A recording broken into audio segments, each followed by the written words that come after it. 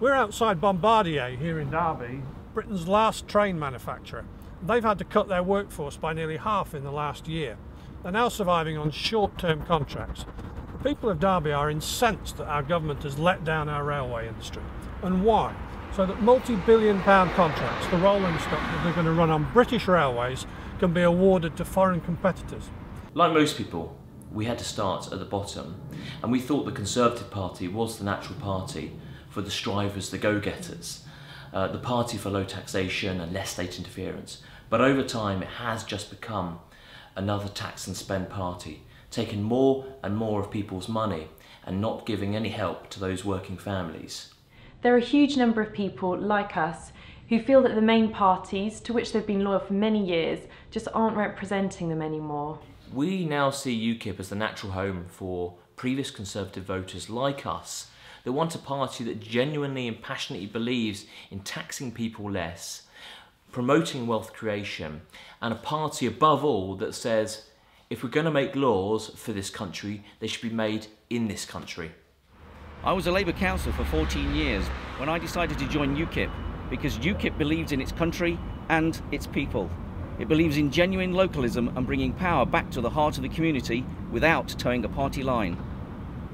All over the country, from every walk of life, people like you are turning to UKIP and saying, enough's enough, it's time we got our country back.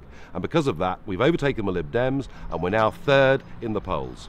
If you go out on May the 3rd and vote UKIP, you're voting to take power away from professional career politicians in Brussels and Westminster and to return it to the people. Last year in Ramsey in Cambridgeshire, we took control of a town council for the first time, and there we've been able to show people what we're really capable of.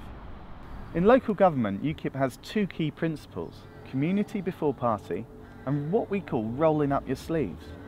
Community before party is making sure that every one of our councillors are there for their community, not the party line.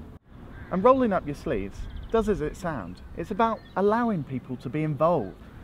And what's wonderful about that is not just that it builds a better community, but it also means we have to charge less tax. And of course that's what it's all about. There is far too much bureaucracy in local government.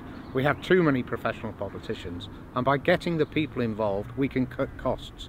By cutting costs, that money can go back into our communities and our people can spend it in their towns. I think it's been good for the town itself. We've noticed that policing's better in the town, you know, yeah, it's more visible. The town's a lot tidier. If you elect a UKIP council, you're electing a council that will fight for the green belt and stop the building of wind turbines. It's a council that will regenerate town centres and tackle antisocial behaviour and the things that really cause people a problem in their lives. The definition of madness is doing the same thing over and over and expecting a different result. And if you go out and vote for the old parties on May the 3rd, you will get more failure. Failure on jobs, immigration, crime, and the prospects for our young people. It's time for a real change. It's time for the politics of conviction. It's time for a party that says we will put the interests of the British people first.